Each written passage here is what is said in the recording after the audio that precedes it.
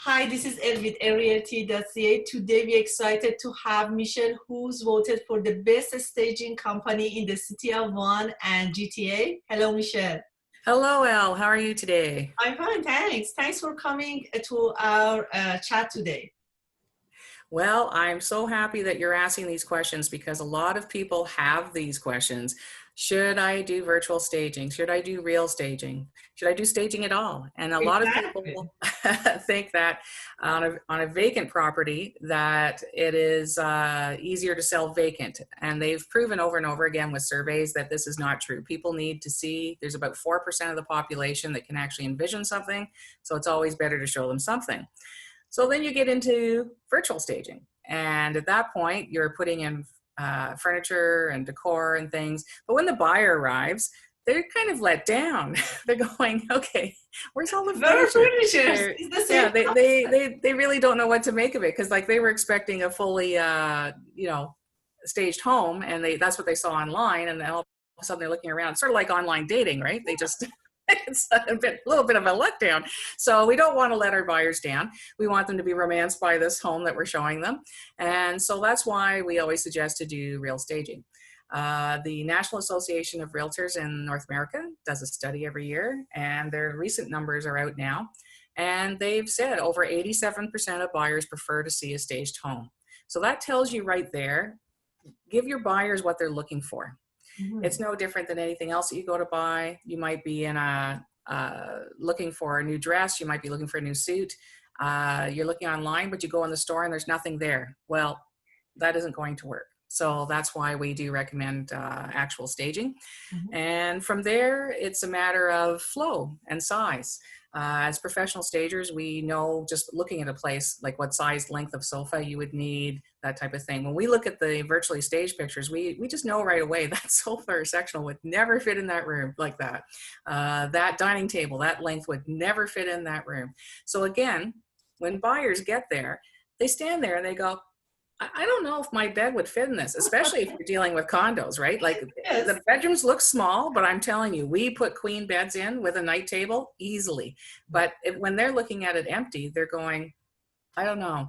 I don't know. And then they just go, well, let's go look at another place. Well, that's not what you want to hear. You want to get your listing sold, right? That you've taken. Exactly. You're absolutely right. Do buyers wonder if their furniture can fit in the rooms?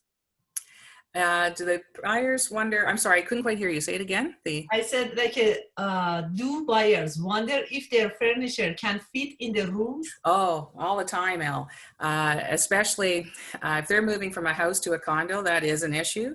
And so we can actually go to their home and do those measurements and let them know if it will fit properly or not, and easily. Some people have no choice. They have to put it in. So in that case, we're going to actually say, okay, this is where this piece needs to go. This is where it's going to work. And we will be very creative, and we'll still make that room work for them. If they say they absolutely adore the view, say they're wherever they are, and they want that house, well, we're going to help them make that happen. That's nice. I'm wondering, why do builders use virtual staging? Yes, we work with many builders. We worked with a builder this year that thought they could sell a house without having it staged. They were getting lots of people, buyers coming by to look, maybe 2 or 3 a day. No one was buying.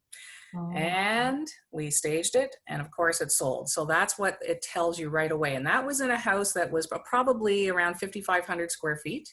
So it's not that it was small by any means. It's just that the people just couldn't envision how they would set up the home. So this is why we actually stage, so we can actually show them.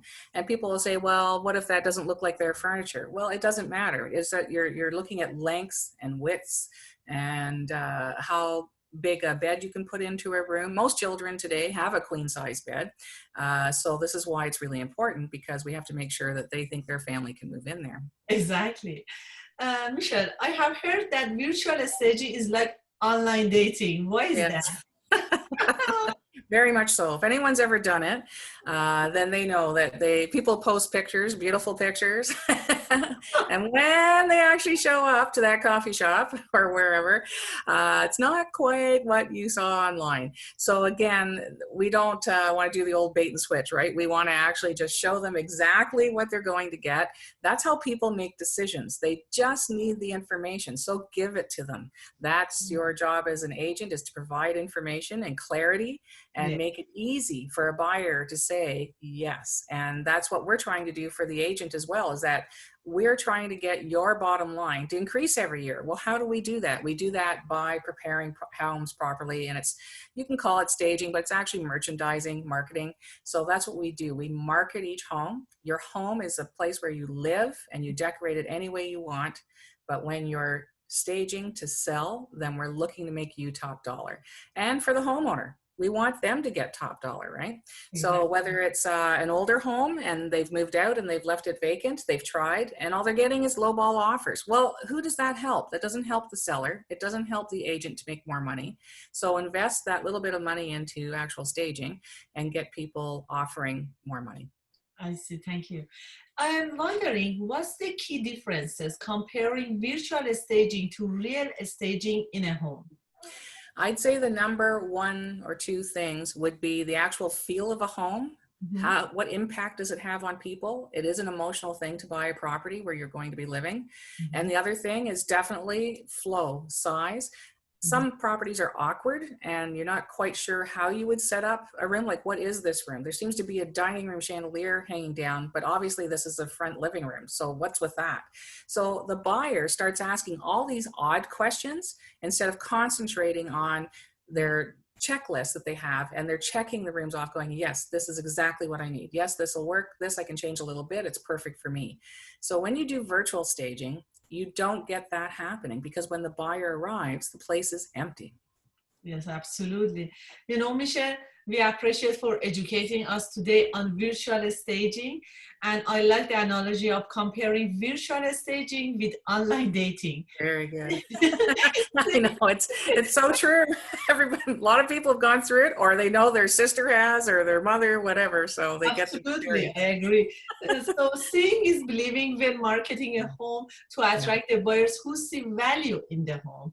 It's the best to present the home to create buyer appeal for the highest dollar offer.